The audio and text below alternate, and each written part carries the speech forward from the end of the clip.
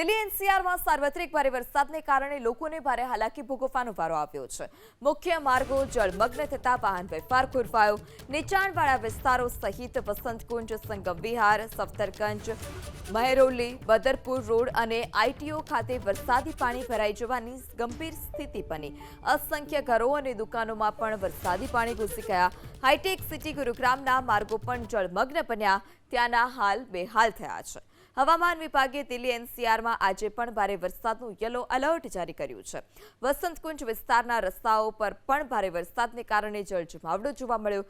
દક્ષિણ દિલ્હીના સંગમ વિહારમાં તો રસ્તાઓ પર અનેક ફૂટ સુધી પાણી ભરાઈ ગયા છે, જેને કારણે લોકો પોતાના વાહનો પાણીમાંથી બહાર કાઢવા મજબૂર છે. અમુક વાહનો બંધ પડી જતા તેને ધક્કા મારીને બહાર કાઢવાની ફરજ પડી. તો હોસ્પિટલ આસપાસને પણ આ જ પ્રકારની કફોડી સ્થિતિ છે.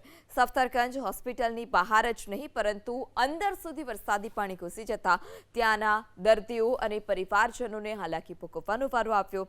તો બીજી તરફ દક્ષિણ દિલ્હીના મદનગીરમાં પણ દિલ્હી પોલીસના નાર્કોટિક્સ ડિપાર્ટમેન્ટની ઓફિસમાં વરસાદી પાણી ભરાઈ ગયું હતું.